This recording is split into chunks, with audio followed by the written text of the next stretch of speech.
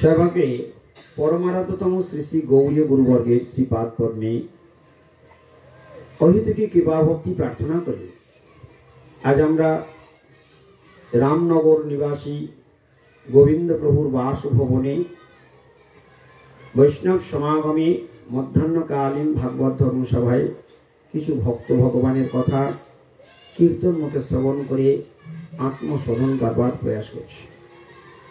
সভায় উপস্থিত সমস্ত শ্রদ্ধালু সজ্জন বৈষ্ণব মণ্ডলী, ভক্তমণ্ডলী, মাতৃমণ্ডলী সকলের চরণে আমার যথাযোগ্য দণ্ডবত প্রণতি সম্মান জ্ঞাপন। আজ আমরা এই মধ্যাহ্নকালীন সময়ে কিছুক্ষণ ভগবানের কথা প্রসঙ্গে কাল অতিবাহিত করবার সৌভাগ্য পেয়েছি। শ্রীমদ্ ভাগবতমে বলছেন, আয়ুর হয়তি বৈ পুংসাম উদ্যান অস্তন চজন অসৌ তস্য রীতে যৎ খননীত উত্তম শ্লোক বার্তয়া। শ্রীমদ্ ভাগবতমে এক অপূর্ব কথা বললেন। আজকের আমরা যে যার বাড়ি থেকে এই পর্যন্ত এসেছি, কারোর দূরে বাড়ি, কারোর কাছে বাড়ি, কেউ গাড়ি ভাড়া খরচা করে এসেছি, কেউ পায়ে হেঁটে এসেছি। যেভাবেই আমরা আসি না কেন, আজকে আমরা যে অনুষ্ঠানে জড়ো হয়েছি এর পরিণাম কি, এর ফল কি? কেউ হয়তো নিমন্ত্রিত হয়ে এসেছে, যাই একটু বসি, একটু শুনি কি বলে। কেউ হয়তো আদর করে এসেছে যে আজকে একটু ভগবানের কথা শুনবো। সকলের ভাব সমান নয়। শ্রোতা এখানে অনেক এসেছে, কিন্তু সকলের ভাবনা সমান নয়। প্রত্যেকের ভাবনা পৃথক পৃথক। আর শাস্ত্রে বলছে, যাদৃশী ভাবনা যস্য সিদ্ধির ভবতি তাদৃশী। যার যেমন ভাবনা সে সেই রকম সিদ্ধি লাভ করবে। সবাই এখানে প্রাণ দিয়ে হরিকথা শুনবার জন্য আসেও নি। কেউ ডিউটি করবে, কেউ কোনো রকমের দায় সারা কাজ করবে, কেউ গভীর মনোযোগ দিয়ে তন্ময় হয়ে শুনবে, কেউ মনে মনে করছে প্রভু কখন ছাড়লে প্রসাদটা পাবো, তাড়াতাড়ি ঘরে যাবো, ছাগল টাগলগুলো সব বাঁধা রয়েছে, গরু টরু বাঁধা রয়েছে। সেগুলো যার যার যার ভাবনা অনুসারে সবাই এসেছে। কিন্তু একটা জিনিস ভাগবত যেটা বললেন, কি বলছেন মন দিয়ে শুনুন। ভাগবত বলছেন, যে ভাবনা নিয়ে আসুন না কেন, যে কজন এখানে এসে পৌঁছে গেছে এরা সবাই ভাগ্যবান, ভাগ্যবতী। বলে কেন কেন কি জন্য ভাগ্যবান? একটু শুনলেই হয়। আমি বলছি না, ভাগবত বলছে। যারা যারা এখানে গভীর মনোযোগ দিয়ে শুনবে, গভীর মনোযোগ দিয়ে শুনবে, তাদের জীবন ধন্য হয়ে গেল। এটা 100 সত্যি। কিন্তু একটা জিনিস লাগবে, সেটা হলো গভীর মনোযোগ। ধরুন এখানে কেউ বডিটা বসিয়ে রেখেছে, কিন্তু মনটা বাড়িতে পড়ে আছে। আসার সময় ঘরটা তালা দিলাম আর কি মনে পড়ছে না, ঘরের চাবিটা দিলাম কি, কোথায় কি করলাম তা কি জানি। এখানে বসে আছে কিন্তু সেখানে মন ঘোরাঘুরি করছে। এইরকম যদি অন্যমনস্ক থাকে, তাহলে এখানে ভাগবতে এসে খুব একটা লাভ হবে না। আমার এত কথা বলার উদ্দেশ্য ওই ভাগবতের শ্লোকটার উপরে। আমি এখন শুধু ভূমিকা করছি। তাহলে এখানে আসলে জীবন সার্থক হবে, এটা সত্য। কিন্তু কি সার্থক হবে? আমরা এখানে যারা যারা এসেছি, কে কে আমরা এক্ষুনি মরে যেতে চাই? এখানে যদি জিজ্ঞাসা করা যায়, কেউ মরতে চায় না। সবাইয়ের অন্তর ইচ্ছা আমি যেন বেশ হেভি লাস্টিং করি। হ্যাঁ, কারণ সবাই বাঁচতে চায়, কেউ মরতে চায় না। তা যদি বাঁচতে হয়, তাহলে বাঁচতে গেলে কি করতে হবে? আয়ু বৃদ্ধি করতে হবে। আয়ু যতদিন বেড়ে যাবে ততদিন বেশি বাঁচা যাবে। তো এই সংসারে ভগবান এমন সুন্দর বিধান সৃষ্টি করেছেন, বলছে তুমি আয়ুটাকে এখানে থেকে বাড়িয়ে নিতে পারো, আবার এখানে তুমি তোমার আয়ুটাকে কমিয়ে নিতে পারো। আয়ু বাড়াবার বা কমাবার ব্যবস্থা আছে, আয়ু বাড়ানোও যায়, আয়ু কমানোও যায়। মনে হচ্ছে লাইফে বোধহয় এই জীবনে প্রথম এই কথাটা কানে প্রবেশ করলো। এতদিন ভাগবত কথা শুনছি, এই কথাটা কোনোদিন হয়তো শোনা পড়েনি যে আয়ু বাড়ানোও যায়, আয়ু কমানো যায়। ভগবান যেদিন আমাদেরকে এই ভবসমুদ্রে পাঠিয়েছে, যেদিন জন্ম দিয়েছে, ওই দিনেই আমাদের রিটার্ন টিকিটের ডেটটা এখানে ফিক্সড করে পাঠিয়ে দিয়েছে। তুমি কতদিন এই বাড়িটাকে আমার আমার বলে থাকতে পারবে সেটা নির্দিষ্ট ডেট এখানে লেখা আছে। নির্দিষ্ট তারিখেই তোমাকে এখান থেকে ফিরে যেতে হবে, এই বাড়ি ছেড়ে দিতে হবে। তুমি যত কোটি টাকা খরচা করে বাড়ি বানাও না কেন, ওই বাড়ি ছেড়ে তোমাকে চলে যেতে হবে। ও বাড়ি তুমি থাকতে পারবে না, কারণ ও বাড়িটা তোমার নয়। তুমি মিথ্যা মায়ার প্রভাবে মায়াগ্রস্ত হয়ে তুমি বলছো, যেমন পিশাচি পাইলে যেন মতিচ্ছন্ন হয়। কারোর ঘাড়ে যদি ভূত বা পেদনি চাপে, তখন সে এমন এমন আচরণ করে, সব অস্বাভাবিক আচরণ করে। ঠিক আমাদের যখন আমরা আমাদের বাড়িকে বলি আমার বাড়ি, আমার ছেলে, আমার সন্তান, এসব অস্বাভাবিক আচরণ। তার স্বাভাবিক আচরণ কোনটা? স্বাভাবিক আচরণ হলো এইটাই, আমি কৃষ্ণ দাস, এটাই আসল পরিচয়, এটাই আসল স্বরূপ। আমি কৃষ্ণ দাস, এ বাড়িটাও কৃষ্ণের, এ সংসারে যা কিছু আসবাবপত্র আছে সব কৃষ্ণের, ধান চাল টাকা পয়সা মরিচ মশলা তেল গ্যাস আদি যা কিছু আছে সব কৃষ্ণের। আর কৃষ্ণ দয়া করে আমাদের এই কজনকে এই বাড়িতে কদিনের জন্য থাকতে দিয়েছে। ও কৃষ্ণের যেদিন ইচ্ছা হবে সেই দিন ব্যাটারি খুলে নেবে আর আমার এই বাড়ি থেকে বিদায় করে দেবে। গৌর প্রেমানন্দে হরি। কথাটা সত্য না মিথ্যা? তাহলে প্রত্যেকেই বাড়িতে কোনো না কোনো বাড়িতে থাকে আর আমার বলে, কিন্তু যারা খুব বুদ্ধিমান ব্যক্তি তারা সচেতন হয়ে যায়, এ আমার বলাটা তো মিথ্যা কথা বলা হচ্ছে, এটা কখনো বলা উচিত নয়। আমার যে কোনো মুহূর্তে আমার সময় হয়ে গেলেই কৃষ্ণ আমাকে বাড়ি থেকে বের করে দেবে।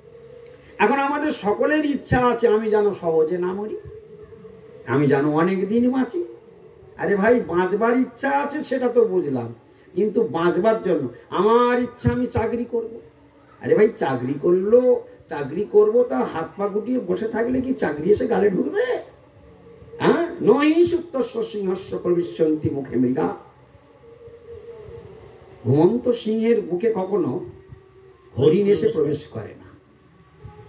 ঘুমন্ত সিংহের মুখে হরিণ এসে প্রবেশ করে না। হরিণকে যদি খাদ্য জোগাড় করতে হয় তাকে অন্বেষণ করতে হবে। চাকরি কখনো জোর করে এসে তোমার গালে প্রবেশ করবে না, তোমার কাছে আসবে না। চাকরি পাওয়ার জন্য তোমাকে প্রচুর পরিশ্রম করতে হবে, প্রচুর অধ্যবসায় করতে হবে।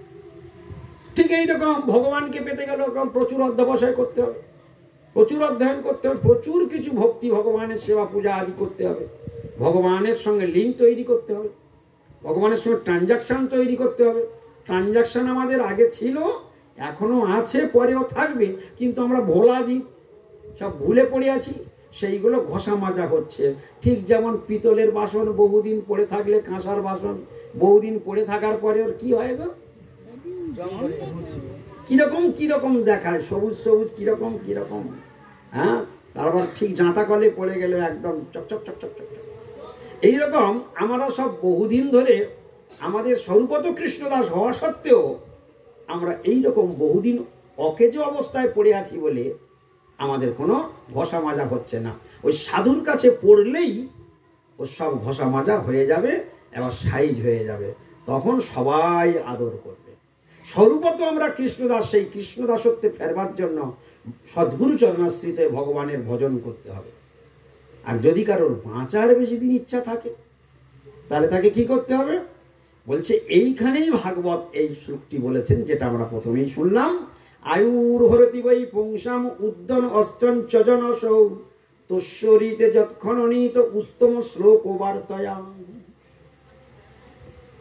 শুনলাম কিন্তু কিছু বুঝতে পারলাম না কি বললো ভাগবত।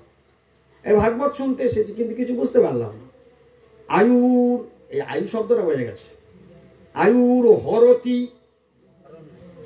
মানে আয়ু হরণ হয়ে যাচ্ছে, ভাগবতের শ্লোক, মর্মান্তিক শ্লোক। আয়ুর হরতি বৈ পুংসাম, বৈ মানে অবশ্যই, পুংসাম মানে মানুষের, অবশ্যই মানুষের প্রতিদিন আয়ু হরণ হয়ে যাচ্ছে, প্রতি সেকেন্ডে আয়ু হরণ হচ্ছে। প্রতি মিনিটে, প্রতি ঘন্টায়, প্রতি দিনে, প্রতি সপ্তাহে, প্রতি মাসে, প্রতি বছরে কন্টিনিউ আমার আয়ু কমে যাচ্ছে। আমরা বলি আমাদের বয়স বেড়ে যাচ্ছে। আরে বয়স বেড়ে যাচ্ছে না, বয়স কমে যাচ্ছে। মূর্খ, তোমার যদি 46 আয়ু নিয়ে তুমি জন্মাও, তা এখন তোমার 33 হয়ে গিয়েছে, মানে আয়ু বেড়ে গেছে না কমে গেছে? হ্যাঁ, আয়ুটা কমে গিয়েছে, অর্থাৎ তোমার যাওয়ার পালা হয়ে এসেছে, সময় হয়ে এসেছে। হরিবল হরিবল। সেই জন্য এখানে বলছে আয়ুর হরতি বই পুংসাম। পুংসাম মানে কি হলো? হরে কৃষ্ণ। পুংসাম মানে কি? মানুষ। পুংসাম মানে বই মানে অবশ্যই। তাহলে অবশ্যই মানুষের আয়ুর হরতি, অবশ্যই মানুষের আয়ু হরণ হয়ে যাচ্ছে। ভাগবতের শ্লোকটা ভাঙা হচ্ছে। আয়ুর হরতি বই পুংসাম। কিভাবে হচ্ছে? উদ্দন অস্তন চজন অসৌ। উদ্দন অস্তন চজন অসৌ। অসৌ মানে সূর্যদেব। সূর্যদেব প্রত্যেক দিন পূর্ব দিক থেকে উদিত হয়ে পশ্চিম দিকে ডুবে যাচ্ছে, আর আমার একদিন আয়ু খতম হয়ে যাচ্ছে।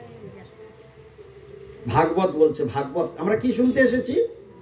ভাগবত কথা শুনতে এসেছি। শুনে কি হবে যদি সব ভুলে যাই? খুব পড়া পড়ছে ছেলেটা, খুব পড়ছে, পরীক্ষার খাতায় যা পড়ে কিচ্ছু মনে থাকে না, কিচ্ছু লিখতে পারে না।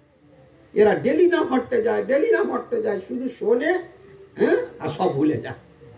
কি ঠিক না? শুধু যাবে আর চিন্তা করবে, গেলে মাত্র কি দেবে? ঘুগনি মুড়ি দেবে নিশ্চয়ই।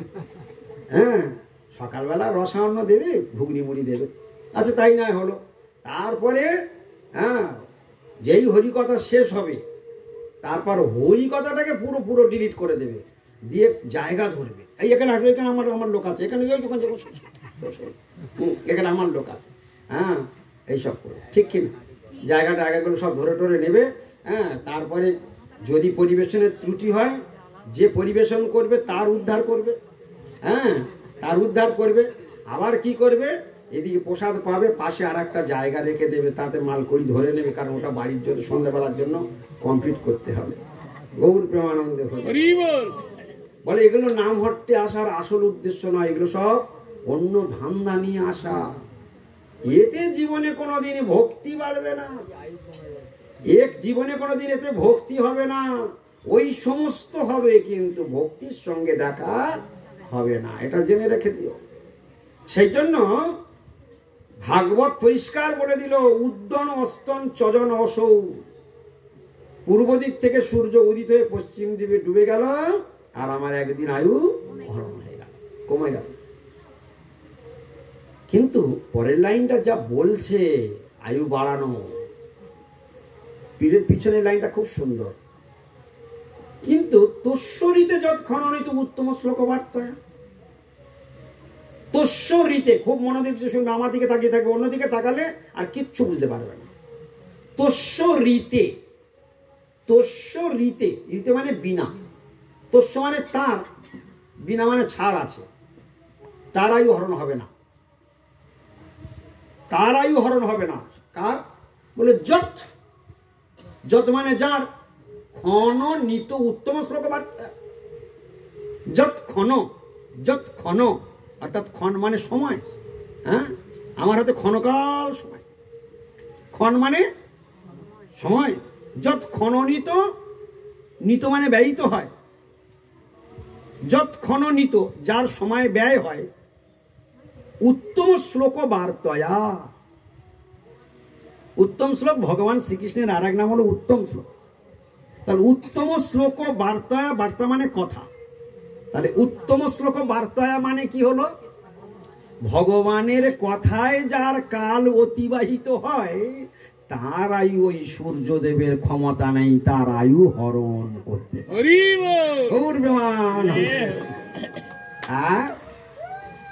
তাহলে বলুন, আমরা আজকের বাড়ি থেকে যে যা ভাবে আসি না কেন, যদি মনটা একটু ভগবানের কথায় ডুবিয়ে রাখি, ধরুন এখানে 2 ঘন্টা হরি কথা হবে, খুব মন দিয়ে শুনবেন, শ্রবণের মতো শ্রবণ করুন। 2 ঘন্টা এখানে হরি কথা হবে, আমি এখানে 3 ঘন্টা কাল কাটাবো। 3 ঘন্টা সময়ের মধ্যে মাত্র 5 মিনিট আমার হরিকথায় মন ছিল, ওই 5 মিনিট আয়ুটা বাড়ল, বাদ বাকি সব ভস্যে কি। তাহলে বোঝা গেল কিছু, যতক্ষণ হরিকথায় আমার মন, ততক্ষণ আমার আয়ু হরণ করার শক্তি এই মহাকালেরও ক্ষমতা নেই।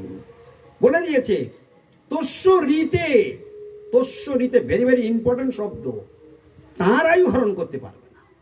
কার? যত, এখানে যত ক্ষণ নিত, যার সময় অতিবাহিত হয়। উত্তম শ্লোক বার্তা, উত্তম শ্লোক ভগবান গোবিন্দের কথায় যার সময় কাটে, তার আয়ু মহাকাল হরণ করতে পারে। বলে তার কত আয়ু হবে? বলে ওই যে যতটুকু সময় ভগবানের সেবায় ভগবানের চিন্তনে থাকবে, ততটা আয়ু প্লাস হবে, প্লাস হবে।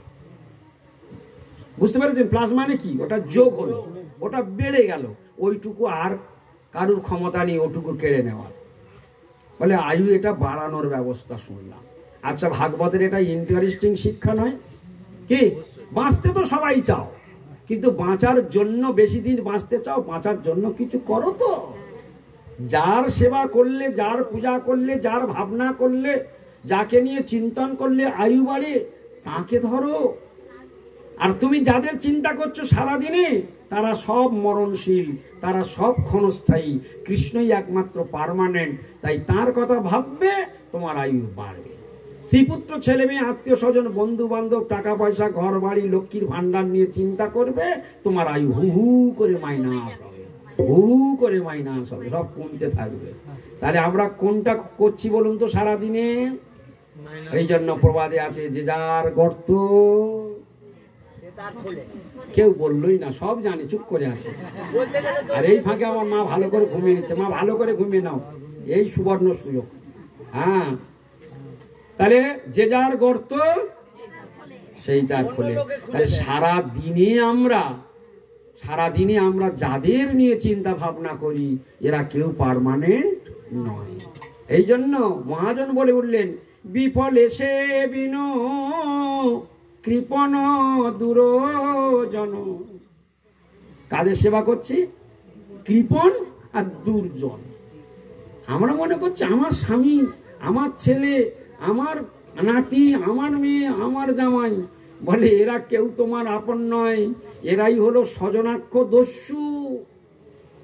তোমার জীবনে এরাই সব থেকে বড় শত্রু, জেনে রাখবে।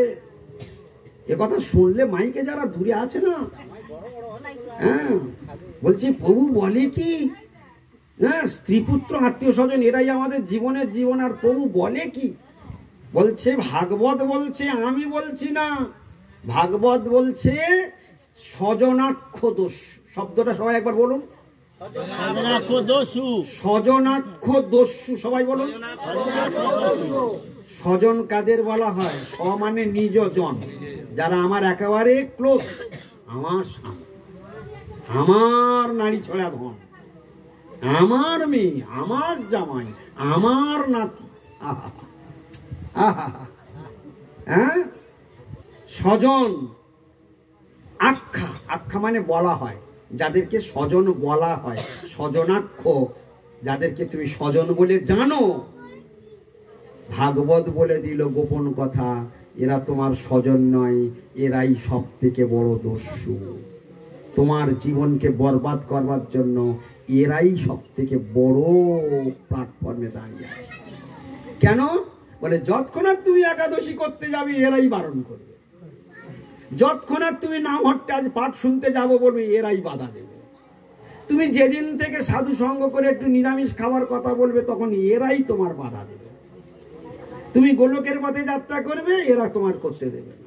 কি ঠিক কিনা? হ্যাঁ, এই জন্য যারা ভগবানের পথে বাধা দেয়, তারা কখনো আমাদের আত্মীয় হতে পারে না। এই জন্য প্রহ্লাদ মহারাজ, ভালো করে শুনে নিন, প্রহ্লাদ মহারাজ হরিভজন করবেন, আর হিরণ্যকশিপু হরিভজন করতে দেবে না, হরিভজন করতে দেবে না। প্রহ্লাদ মহারাজ তার বাবার কথা শুনেছিল তো? শুনেছিল?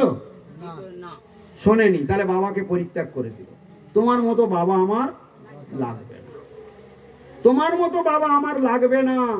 তাই প্রহ্লাদ মহারাজ বাপকে পরিত্যাগ করে। তাহলে যে পিতামাতা হরি ভজনে আগিয়ে দেয় সে হলো প্রকৃত পিতামাতা, আর যে পিতামাতা হরি ভজনে বাধা দেয় সে পিতা নয়, সে স্বজনাক্ষ দস্যু। ভাগবত বলে দিল। হ্যাঁ, বলে আমরা গর্ব করি বাবা মা, আমরা জন্ম দিয়েছি, আমরা জগতের আলো দিয়েছি, আমরা চোখ ফুটিয়েছি।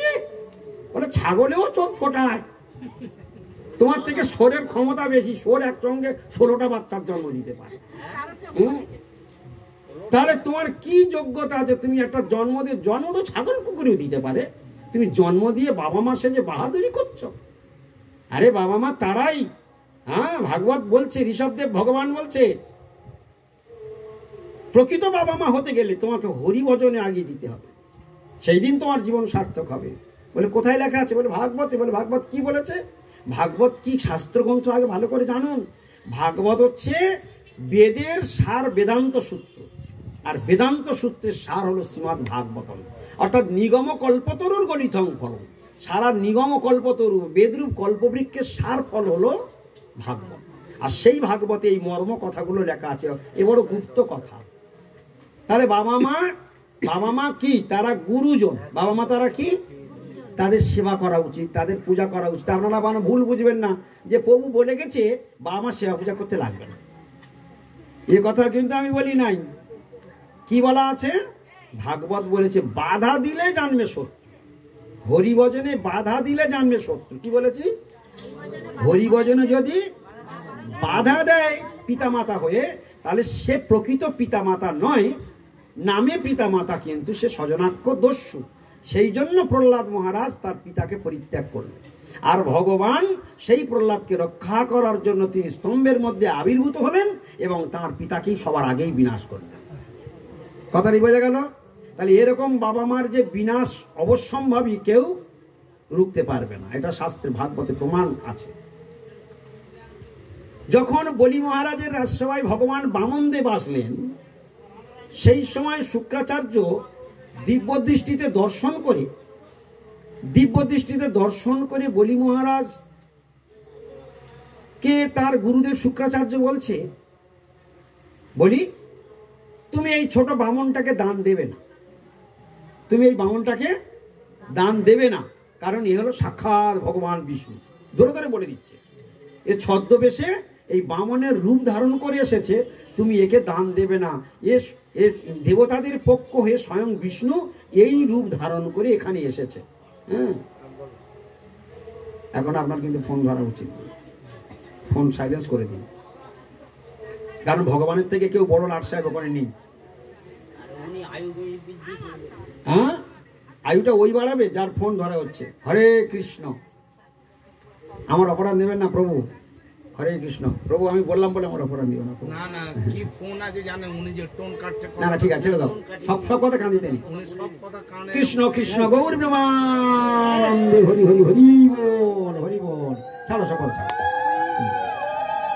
তো চলুন আমরা আমাদের কথা ঢুকে যাই। কি হলো? কি কথা শুনছিলাম? বলি মহারাজ শুক্রাচার্য গুরুদেব, বলি মহারাজের গুরুদেবের নাম কি? শুক্রাচার্য। শুক্রাচার্য এত বড় সাধক ছিলেন, ধ্যানে বলে দিচ্ছে স্বয়ং ভগবান বিষ্ণু এসে দাঁড়িয়ে আছে। আচ্ছা, সে কত সাধনা করেছে? ধ্যান করেই বলে দিচ্ছি স্বয়ং বিষ্ণু এসেছে, দেবতাদের পক্ষ নিয়ে এসেছে। বলি 3 পাদ ভূমির ছলে তোমার স্বর্গমর্ত পাতাল সব নিয়ে নেবে, তোমাকে নরকে বানাবে। বলি মহারাজ চিন্তা করলেন, বাপ রে বাপ, গুরুদেব বলে কি? মনে মনে চিন্তা করছে, গুরুদেব বলে কি? জগতের লোক গুরু করে ভগবানকে পাবার জন্য, আর সেই ভগবান আমার দুয়ারে এসে দাঁড়িয়ে গেছে, আবার গুরুদেব বলছে না তুমি সেই ভগবানকে দান দিও না, তুমি তাড়িয়ে দাও। আশ্চর্য কথা। এই গুরুদেব তো অশাস্ত্রীয় কথা বলছে। ভগবানকে পাবার জন্য লোক গুরু আশ্রয় করে, আর ভগবান আমার দুয়ারে এসেছে, সেই ভগবানকে দান দিতে নিষেধ করছে, তাহলে গুরু অশাস্ত্রীয় কথা বলছে।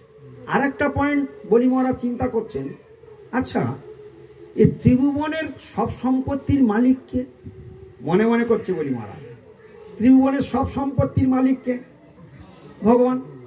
আচ্ছা, সেই ভগবানের তো সব কিছু, আমাদের তো কিছু নয়। তা তার জিনিস যদি তাকে দিয়ে দিয়ে সে যদি সব নিয়েও নেয়, নিয়ে যদি আমাকে মনে করে যে আমি নরকে যাবার যোগ্য, তা আমাকে নরকেই দিক না, অসুবিধে কি? তার সম্পত্তি তাকেই দিয়ে দেবো, গঙ্গা জলে গঙ্গা পুজো করে দেবো, অসুবিধে কি হলো? গুরুদেব তো অশাস্ত্রীয় কথা বলছে।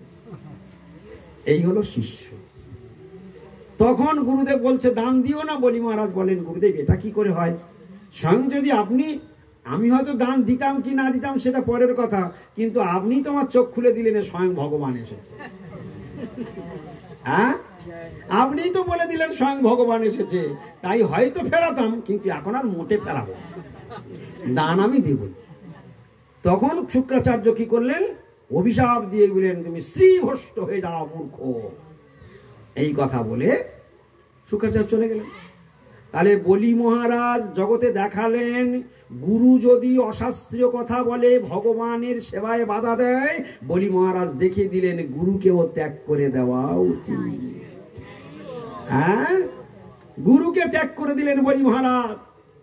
আর এদিকে প্রহ্লাদ মহারাজ তার পিতাকেই ত্যাগ করে দিলেন। তোমার মতো পিতার উপদেশ আমার লাগবে না। তাহলে দেখলেন এখানে পিতাকে ত্যাগ করে দিল। ওদিকে কি হলো? ভরত মহারাজ তার মা কৈকেয়ীকেই ত্যাগ করে দিল। বলে কেন? ভরতের প্রাণ হলো ভগবান শ্রী রামচন্দ্র, সীতা দেবী। হ্যাঁ, একদম তার প্রাণ স্বরূপ। রামচন্দ্র ছাড়া ভরতের আর দ্বিতীয় কোনো জ্ঞান নেই। তার সেবা, তার পূজা, তার আদর, তার যত্ন ছাড়া ভরতের আর কোনো জ্ঞান নেই। কিন্তু দাসী মন্থরার কুমন্ত্রণাতে কৈকেয়ীর মতো দিব্য জ্ঞান সম্পন্ন যিনি ছিলেন, তিনি কি করলেন না, স্বয়ং কথার দ্বারায় তিনি প্ররোচিত হলেন এবং সেই ভগবান শ্রীরামচন্দ্রকে 14 বছর বনবাসে পাঠাবার ব্যবস্থা করলেন। ভরত যখন ফিরে এসে শুনলেন যে এর মূলে দাঁড়িয়ে আছে আমার মা, তখন সেই ভরত মহারাজ তার মাকে গালি দিলেন এবং বললেন, তোমাকে আজ থেকে তুমি আমার মা নও, আর চিরকালের জন্য আমি আর কোনোদিন তোমাকে মা বলে আর ডাকবো না। তুমি আমার মাই নও, আজ থেকে আমি তোমাকে পরিত্যাগ করে দিলাম। তাহলে কি হলো? ভগবানের সেবায় বাধা দিল বলে ভরত মহারাজ তার মাকে পরিত্যাগ করে দিল। জিনিসগুলো বুঝতে হবে। যখন রাবণ ছদ্মবেশী, মনে রাখবেন কটা হলো? প্রহ্লাদ মহারাজ বাপকে পরিত্যাগ করেছে, বলি মহারাজ গুরুকে পরিত্যাগ করেছে, ভরত মহারাজ তার মাকে পরিত্যাগ করেছে। তিনটে মনে রাখবেন। ভাগবতের এক একটা ছবি আমরা এখানে দর্শন করছি। ওই যে একটা কথার উপর দাঁড়িয়ে আছি, স্বজনাক্ষ দস্যু, এই শব্দটার উপরে আলোচনা চলছে। স্বজনাক্ষ, স্বজন রূপে দস্যু কিভাবে আমাদের জীবনে পৌঁছে যায় তার ছবিটা এখানে আমরা ভাগবত থেকে শুনছি। এবারে কি হলো? এদিকে দেখা গেল যে রাবণ যখন সাধু সেজে, রাবণ সাজা সাধু ছিল না হওয়া সাধু ছিল? সাজা সাধু। আচ্ছা মায়েরা আপনারা ভালো করে বলুন তো, সাধু হওয়া ভালো না সাধু সাজা ভালো? হ্যাঁ, আপনারা যখন কীর্তন গান শুনতে যান, 70,000 80,000 টাকার দল এসেছে, আপনারা গিয়ে আচ্ছা করে ভালো করে শোনেন। হ্যাঁ, সেই হরি নাম আমি গাইব কবে, এমন গান করলো, নেচে কোমর ভেঙে দিল। আর মা আঁচল খুলে খুলে 100 টাকা সেফটিন মেরে মেরে আমার মা জানো কি ভরিয়ে দিয়ে, একবার পুরো ভরিয়ে দিল। হ্যাঁ, আর কোলাকুলি করে একদম পুরো কি ভক্তি করে ঘরে এলো। হ্যাঁ, যা ভক্তি করে এসছি, কতদিন হরিনাম শুনছে, 30 বছর ধরে হরিনাম শুনছে, সংসারের জীবনে এক বিন্দু কোনো পরিবর্তন নেই। কি হলো তোমার ওরম হরিনাম শুনে? তুমি যা সাধুর পাল্লায় পড়ো, 1 সপ্তাহের মধ্যে তোমার সংসারের বাসনা ঘুচিয়ে ছেড়ে দেবে। 1 সপ্তাহ সাধুর সঙ্গে সঙ্গ করো, তুমি দেখতে পাবে খেলাটা কিরকম। এই যে কটা তিলকধারী বসে আছে এখানে না, এরা ওই বাজারের হরিনাম শুনে সাধু হয়নি, এ সাধুর পাল্লায় পড়ে এদের ব্রেন ওয়াশ করে দিয়েছে। কি ঠিক বলছি না ভুল বলছি? হ্যাঁ, সাধু তোমাদের ব্রেনের দোয়া ছেড়ে দিয়েছে। হ্যাঁ, সাধুর পাল্লায় পড়লে লোক সাধু হবে, ওই সাজা সাধুর দ্বারা কখনো সাধু হবে না। কারণ সে বলবে যারা যারা সাজা সাধু তারা তো দাগা খায়, কি তখন কি বলবে, মা আসলে বলবে, মা আত্মা রেখে ধর্ম, মা আত্মা রেখে ধর্ম, তোমার আত্মা খেতে চাইছে, তাই যতদিন তোমার ইচ্ছা হয় মাছ মাংস পেঁয়াজ ডিম রসুন কাঁকড়া ভালো করে খাও। যেদিন তোমার ইচ্ছা কমে যাবে, মন থেকে যেদিন ছেড়ে যাবে, সেই দিন তুমি ছেড়ে দেবে। মা কোথায় লেখা আছে মাছ মাংস খেলে ধর্ম হবে না? খাও মা, আচ্ছা করে খাও, জেসা গুরু কি তেসা চালা। কারণ যিনি উপদেশ দিচ্ছেন তার জিহ্বার লালসা এখন স্তব্ধ হয়নি, তার লালসা এখন টকবক টকবক করছে, তাই নিজে কখনো সাত্বিক আহার করতে পারবে না। তাই সকলের কানকে বধির করে দিচ্ছে, তোমরা আমার নেতৃত্বে থাকো, কারণ আমি কলির লোক, আমি কলির চর, আমি আসরে উঠেছি কলির চর হয়ে, কলির এজেন্ট হয়ে আমি আসরে উঠেছি। তোমরা আমার কথাগুলো শোনো আর ওই সাধুদের সঙ্গ পরিত্যাগ করো। সাধুদের কাছে গেলেই বলবে নিরামিষ খাও, আর আমার কাছে এসে আমি তোমাদের অক্সিজেন দিয়ে দিচ্ছি, ভালো করে চুটিয়ে পড়ে খাও মা। হ্যাঁ, কি ওই একটা কি সব বলে না, হ্যাঁ, মাগুর মাছের ঝোল, ভরা যুবতীর কোল, আর বাহু তুলে হরি হরি বল। হ্যাঁ, বুঝতে পারছো? মহাপ্রভু এইরকম কথা কখনো শেখায়নি, তিনি এই উপদেশ কখনো দেয়নি। এই হচ্ছে কলিযুগের অবস্থা। রাবণ সাধু সেজে এলো, সাধু হয়ে আসেনি। সেজেছিল কেন? তার সাজবার কি দরকার ছিল? যদি মোহিত করতে হয় সীতাকে, তাহলে সাধু সাজা ছাড়া আর কোনো গতি নেই। তাই সাধু সেজে সীতাকে হরণ করলো রাবণ। এরা সাধু সেজে আসরে ওঠে কেন? এরাও সীতা হরণ করবার জন্য আসে। বলে ওরা কি সীতা হরণ করে? এই যে এটা হলো সীতা, এটাই পাবার জন্যই তো এসেছে। ও কি করতে এসেছে গো? ফ্রি পয়সায় করতে এসেছে? হ্যাঁ, ও আগে থেকে স্ট্যাম্প মেরে নিয়েছে 80,000, আগে থেকে স্ট্যাম্প মেরে নিয়েছে 80,000 দিলে তবে গাইব। তাহলে 80,000 স্ট্যাম্প মেরে এসেছে। ওটা যেই ঢুকে যাবে দেখবে তুমি যখন গাড়ি ছেড়ে বেরিয়ে যাচ্ছে, সেই ধুতি, সেই পাঞ্জাবি, সেই তিলক, সেই মালা ঝোলা, আর কিচ্ছু নেই, সব ফিনিশ হয়ে গেছে। ঠিক যেমন সীতাকে টেনে যখন রথে তুললো, রাবণের সেই সাধু বেশ আর ছিল না। আবার যখন রথে উঠে চলে গেল, তাহলে এলো রথে করে, সাধু বেশ ছিল না। যখন আশ্রমে ঢুকলো তখন সাধু বেশ, আর যেই সীতাহরণ হয়ে গেল সাধু বেশ ফিনিশ হয়ে গেল, আবার সেই আগের রাজবেশ হয়ে গেল। তা বর্তমান কীর্তনীরার সঙ্গে একটু ভালো করে মিল করে দেখুন, এরা আসে এক বেশে, যখন আসরে ওঠে তখন এক বেশে, আসর থেকে নামবে সীতাহরণ, একটা সিটে ঢুকে যাবে, বাদ বাকি সব আবার সেই আগের বেশে টাটা সুমো চলে গৌর প্রেমানন্দে। কথা প্রসঙ্গে এসে গেল। আজকের কথাগুলো আমি নিন্দা করছি না, আপনারা ভাববেন যে প্রভু নিন্দা করছেন না। কলির কি দুরবস্থা হতে চলেছে, কলির কি প্রাবল্য বাড়ছে দিনে দিনে, শুধু বুঝে নিন। তাহলে সাধু হয়ে তুমি নিজে করো, আপনি আচরি ধর্ম জীবের শিখায়। তুমি ধর্ম করো না, অথচ ধর্মের উপদেশ দিয়ে যাচ্ছ, এটা তো লজ্জা থাকা উচিত, হ্যাঁ, কমসে কম। কিন্তু কলিযুগের মানুষ চাইছে আরো বড়, এই কলিযুগের মানুষ সেখানে 1 লাখ টাকা দিয়ে নিয়ে আসবে যদি একটু বৈষ্ণব নিন্দা করে, বৈষ্ণবদের যদি টাইট দিয়ে দেয়। যে বৈষ্ণবদের গালাগালি করবে তার 1,20,000 টাকা দিয়ে নিয়ে আসবো, যেন বৈষ্ণবদের একটু গালাগালি করে যায়, আমাদের গাছ জ্বালা জানে একটু। আর যখন বৈষ্ণবদের নামে নিন্দা মন্দ করবে তখন একদম হেভি লাগবে, বলে এইবার ঠিক হয়েছে, এইবার ঠিক হয়েছে, এই জন্য তো নিয়ে এসছি, ফের নিয়ে আসবো, হ্যাঁ, আবার নিয়ে আসবো, যেন বৈষ্ণবদের থেতে দেয়, বৈষ্ণবদের থেতে দেয়। গৌর প্রেমানন্দে হরি হরি।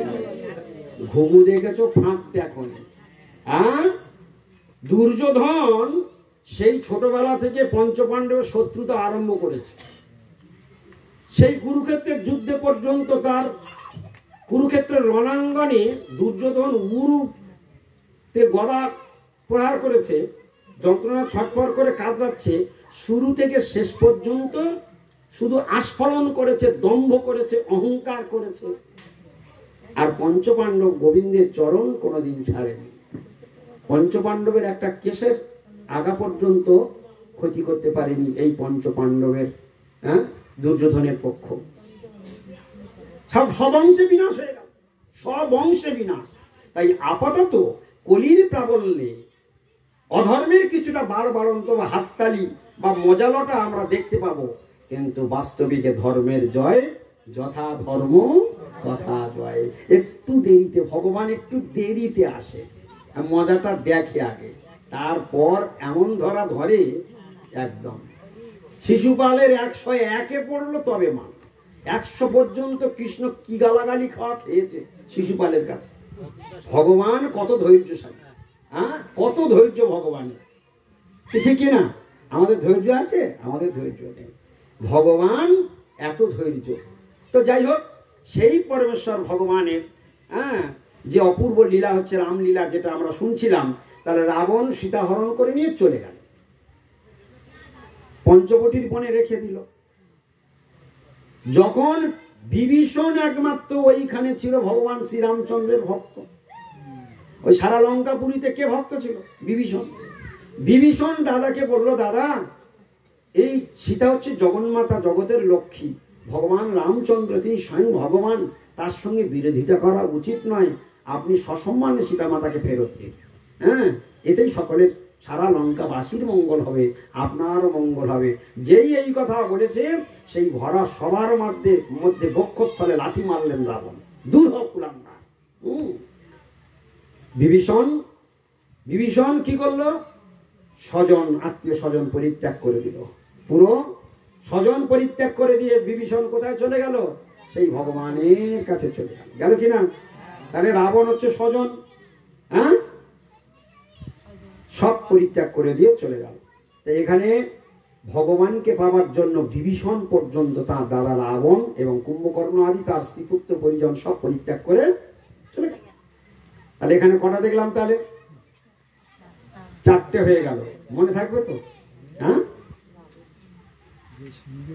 তাহলে প্রথমটা কি শুনেছিলাম? প্রহ্লাদ মহারাজ তার পিতাকে পরিত্যাগ করলো। তারপর শুনলাম বলি মহারাজ, তারপর ভরত মহারাজ, তারপর এখন শুনলাম। এই জন্য ঋষভদেব ভগবান তার 100 পুত্রকে ডেকে বসে বলেছিলেন, গুরুর নশস্যাৎ স্বজন নশস্যাৎ, গুরুর নশস্যাৎ স্বজন নশস্যাৎ, পিতা নশস্যাৎ জননী নশস্যাৎ। দেখুন প্রথমে কি বললো? ঋষভদেব ভগবান, নামটা কি বললাম? ঋষভদেব ভগবান তার 100 পুত্রকে ডেকে বলছে, হে পুত্রগণ তোমরা শোনো, কিরকম বাবা দেখুন, কিরকম মা দেখুন, বাবা মা কিরকম হওয়া উচিত, কিরকম পিতা সন্তান জন্ম দিলে কিরকম কর্তব্য করতে হয়, ভাগবতে ঋষভদেবের চরিত্র থেকে একটু শিখুন। বলছে ঋষভদেব ভগবান বলছেন, গুরুর নশস্যাৎ, তোমার গুরু হওয়া উচিত নয়। স্বজন নশস্যাৎ, তাহলে গুরুকে পরিত্যাগ করলো কে? বলি মহারাজ।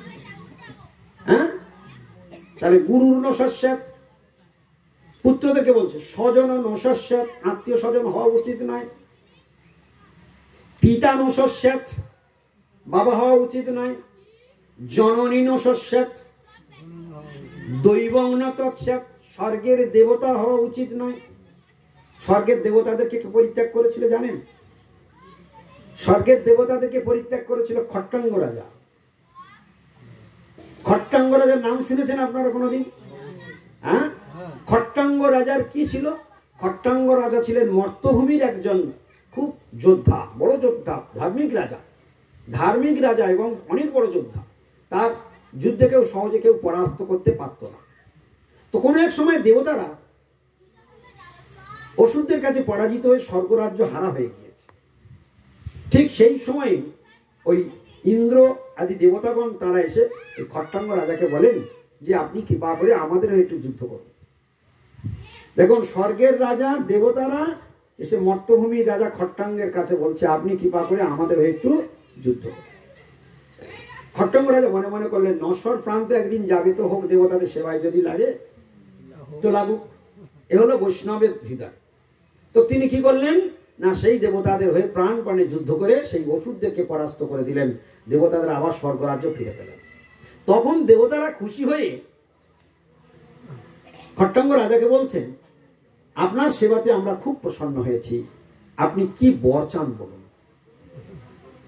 তখন খট্টঙ্গ রাজা, হরে কৃষ্ণ মাতাজি, হরে কৃষ্ণ। তখন খট্টঙ্গ রাজা কি বলছেন? খট্টঙ্গ রাজা বলছেন, আচ্ছা বর পরে হবে, আমার কতক্ষণ আয়ু আছে আপনারা দেখুন, তাড়াতাড়ি আমার বলুন আমার কতক্ষণ আয়ু আছে। তখন তারা সঙ্গে সঙ্গে ধ্যান করে দেবতা বলে দিলেন যে আপনার আর ক্ষণকাল আয়ু আছে। তো এক ক্ষণকাল মানে হচ্ছে এক মুহূর্তকাল, এক মুহূর্তকাল আয়ু আছে। মানে এই মর্তভূমি স্বর্গের এক মুহূর্তকাল, মানে এই মর্তভূমিতে সেটা 45 মিনিট কি 48 মিনিট, টোটাল এই টাইম আছে আয়ু, এতক্ষণ বাঁচবে খট্টঙ্গ রাজা, আর আয়ু নেই। তখন বলছেন যে আপনি কৃপা করি এই মুহূর্তে আপনারা বর যদি দিতে চান, আমার দ্রুতগতির জানি এই মুহূর্তে আমাকে মর্তভূমিতে নামিয়ে দিন। বলে কেন মর্তভূমিতে কেন যাবে? বলছে এখানে আমি থাকবো না, আমি এখানে সেখানে কি হরি আরাধনা করবো। বলে এখানে হরি আরাধনার কি অসুবিধা? বলে এখানে হরি আরাধনার জায়গা নয়, এখানে ভোগের জায়গা, আমরা তাড়াতাড়ি নামিয়ে দিন।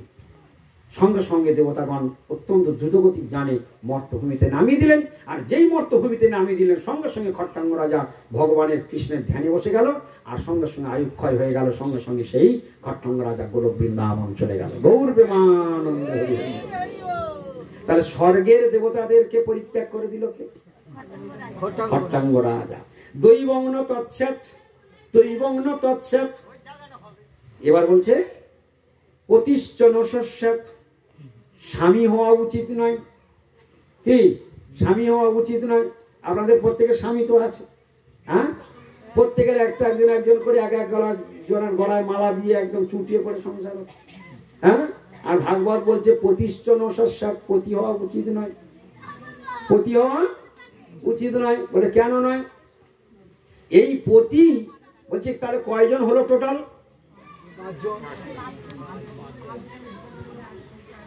5 জন হলো না, 6 জন হয়ে গেছে। প্রথমে গুরু নস্যাৎ, স্বজন নস্যাৎ, কি পিতা নস্যাৎ, জননী নস্যাৎ, দৈবগ্ন তৎসৎ, প্রতিষ্ঠ নস্যাৎ। কটা হলো? লাস্ট 6 হচ্ছে পতি। পতি মানে স্বামী, চলছে 6 তাহলে 6 পড়েছে। এই বলছে পতি হওয়া উচিত নয়। এইবারে একটা প্রশ্ন আপনাদের সকলার মনের মধ্যে কুড়ে কুড়ে খাচ্ছে, আচ্ছা প্রভু কেন নয়? কেন নয়? প্রশ্নটা আসবে কিনা?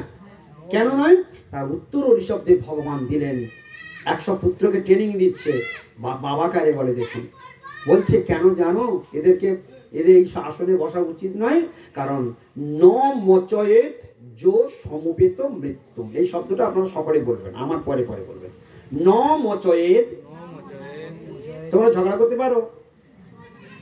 তোমরা কে কে ঝগড়া করতে পারো? তাহলে ঝগড়ার সময় কিরকম ভলম বের হয়? জোরে হয়। এখন সেই ভলম বের করো। ন মোচয়েত। ভালো হয়েছে, আর একটু বাড়াও। ন মোচয়েত, আর একটু বাড়াও। ন মোচয়েত যো সমবেত মৃত্যু। ন মোচয়েত, যে মুক্তি করে দিতে পারে না, সমবেত আসছে আগে, আমার দিকে আগিয়ে আসছে মৃত্যু। যে মৃত্যু আমার দিকে আগিয়ে আসছে, ওই মৃত্যুকে যে আটকাতে পারে না, তার গুরু হওয়া উচিত নয়, তার আত্মীয় স্বজন হওয়া উচিত নয়, তার বাবা হওয়া উচিত নয়, তার মা হওয়া উচিত নয়, তার দেবতা হওয়া উচিত নয়, তার স্বামী হওয়া উচিত নয়। খালি পদ দখল করে বসে থাকবে, পদের কাজটা করে দেখাও। হ্যাঁ, তুমি গুরু হয়েছো, বাঁচাও তোমার শিষ্যকে মৃত্যুর হাত থেকে, তাহলে তুমি গুরু। স্বজন হয়েছো, আত্মীয় স্বজন হয়েছো, বাঁচাও তোমার আত্মীয় স্বজনকে। বাবা হয়েছো, বাঁচাও তোমার সন্তানকে। মা হয়েছো, বাঁচাও তোমার সন্তানকে।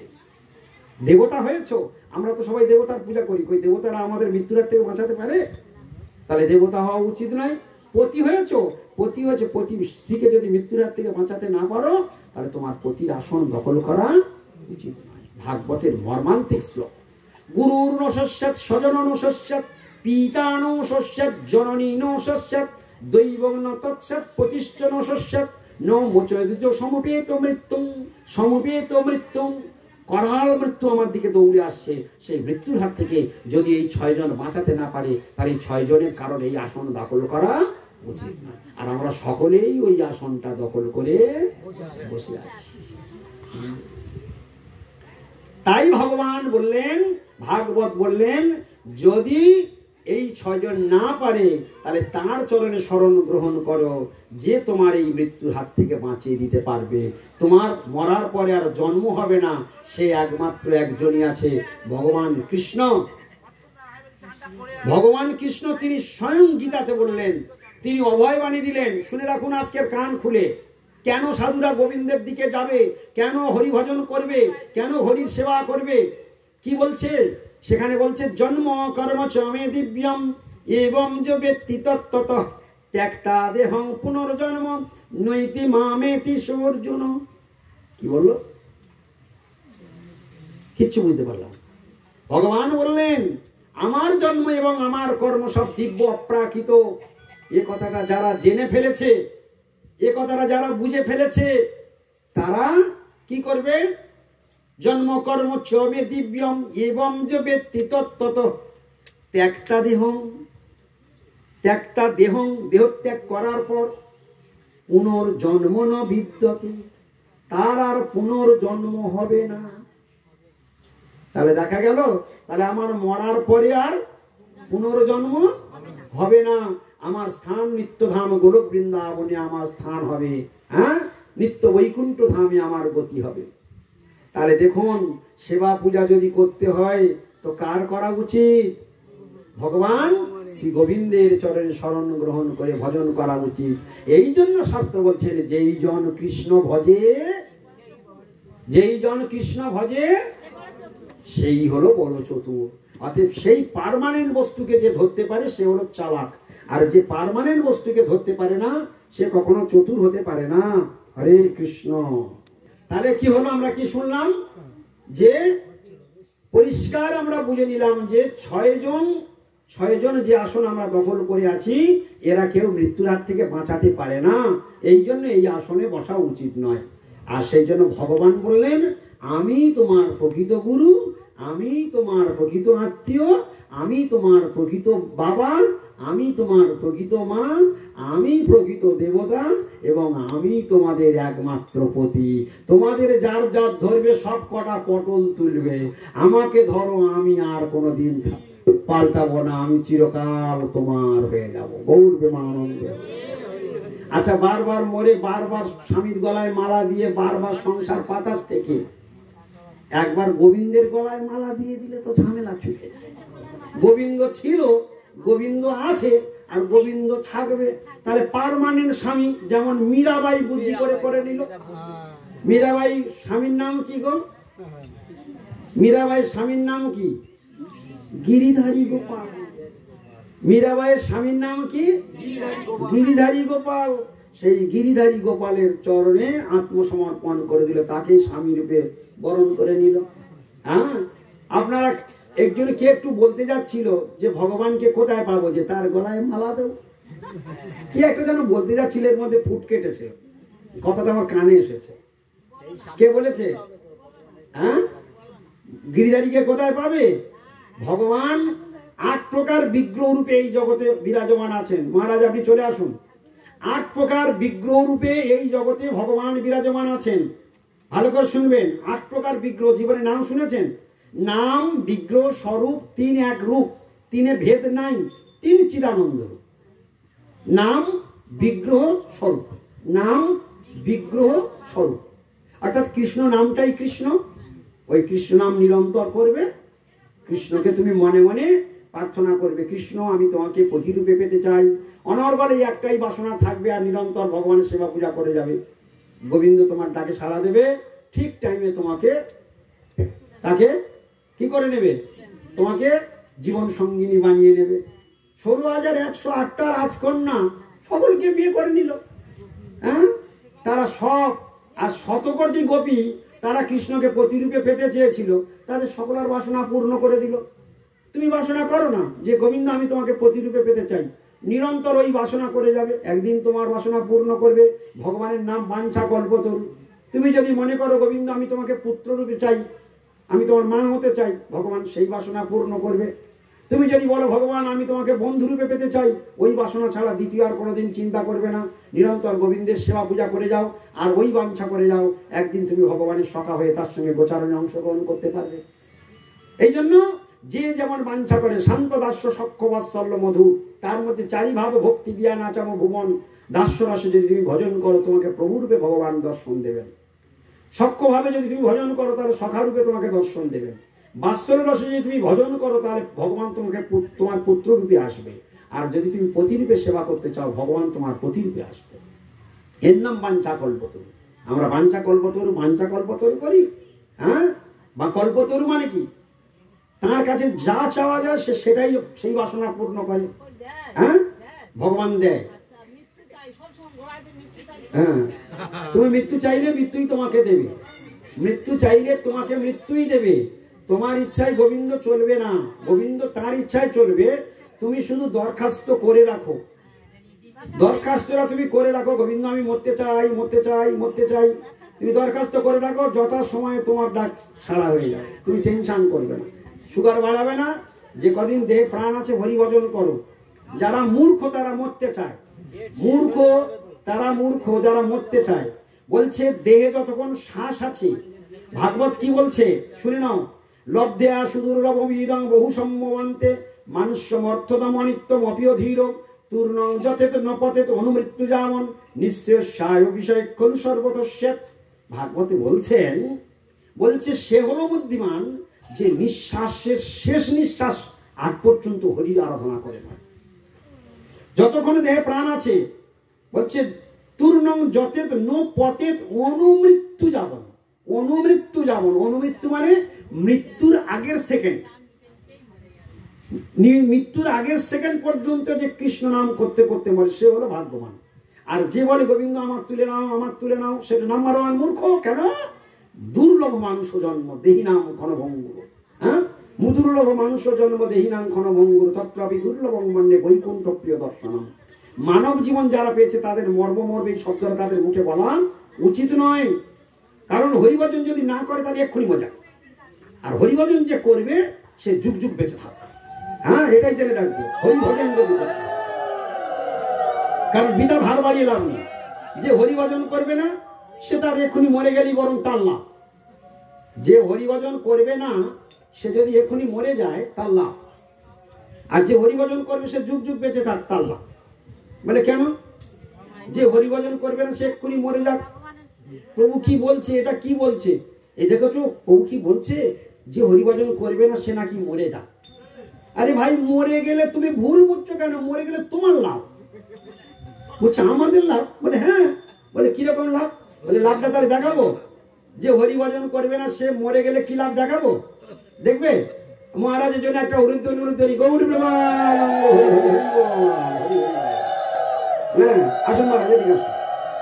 আচ্ছা, এইটুকু বলি শেষ করে দিই। আচ্ছা, হরিভজন যারা করবে না তাদের জন্য কি বলা হয়েছে? এক্ষুনি মরে গেলে লাভ। বসুন সবাই, বসুন বসুন, আমার দিকে তাকান সকলে। এক্ষুনি কি কথাটা হলো? হরিভজন যারা করবে না বলে ডিসিশন নিয়ে নিয়েছে তাদের কি বলা হয়েছে? এক্ষুনি মরে গেলে, এক্ষুনি মরে গেলে লাভ। তাহলে এবার প্রশ্নটা মানে কথাটা নিয়ে খুব ছোটখাটো কথা নয় কি, এর উত্তরটা ভালো করে শুনে নিন, প্রাণ খুলে শুনে নিন। কেন লাভ, কেন লাভ শুনে নিন। আচ্ছা, আমি একটা প্রশ্ন করি, পাপ করলে লোক কোথায় যায়? পাপ করলে লোক, তাহলে তোমরা সবাই একমত, পাপ করলে কোথায় যায়? আচ্ছা বলো দেখি, জন্ম থেকে যেদিন থেকে জ্ঞান হয়েছে সেই থেকে এই পর্যন্ত আপডেট করুন। আচ্ছা, আজকের পর্যন্ত কত পাপ হয়েছে? কার কার হিসাব আছে? হিসাব নেই? লক্ষ্মীর ভান্ডার আপডেট করতে যাও, হ্যাঁ ওটা আপডেট করুন। আর পাপ আজকের পর্যন্ত কত হয়েছে আপডেট নেই। আমি আজকের আপডেট একটা সব গলে নাম্বার দিয়ে দিচ্ছি। ধরো তোমাদের আজকের প্রত্যেকের 80 কিলো করে পাপ হয়েছে আজকের পর্যন্ত। সেই জ্ঞান থেকে এই পর্যন্ত কত করে পাপ হয়েছে? 80 কিলো পাপ হয়েছে। গড়ে আমি নাম্বার দিয়ে দিলাম, কত করে প্রত্যেকের কত করে পাপ হয়েছে? 80 কিলো। আর যমরাজ বলেছে 1 কিলো পাপে 2 কিলো পেটন। 1 কিলো পাপে 2 কিলো পেটন। তাহলে মোট আমার ভাগ্যে কত কিলো পেটন অপেক্ষা করছে? 160 কিলো। তাহলে 160 কিলো পেটন আমার জন্য অপেক্ষা করছে। আজকের পর্যন্ত 160 কিলো পেটন। আর ফের যদি আমি আরো 20 বছর বেঁচে থাকি তাহলে আরো পাপ বাড়বে, আরো পাপ বাড়বে, মানে আরো যদি 40 কিলো পাপ বাড়ে তাহলে ওখানে 80 কিলো পেটন আরো বাড়বে। আর ভাই অত মার খাবার থেকে আজকের মরে গেলেই তো ঝামেলা চুকে যায়, অত পেটন আর খেতে হবে। কি বোঝা গেছে? আর যারা হরি ভজন করবে তারা বেঁচে থাক, যুগ যুগ বেঁচে থাক। ওই তুলসীর জন্য আমার একগুলো কথা বলতে হলো। মরণ মরণ মরণ, হ্যাঁ? যারা মূর্খ তারা মরণের কথা বলে, যারা হরি ভজনকারী তারা কখনো বলবেন আমি মরি আমি মরি। তারা কি করবে? গোবিন্দ আমি শেষ নিঃশ্বাস ত্যাগ করা পর্যন্ত যেন তোমার স্মরণ করতে করতে মরি, তোমার কথা ভাবতে ভাবতে মরি, তোমার নাম উচ্চারণ করতে করতে মরি, তোমার দর্শন করতে করতে মরি, এই কথা বলবে। মরি মরি মরি মরি করে, হ্যাঁ? গৌর প্রেমানন্দে হরি হরি বল। বাঞ্ছা কল্পতরু বৈষ্ণব বিবাহ সুন্দর বছর পবিত্র আনন্দ পাবনে দিয়ে বৈষ্ণবের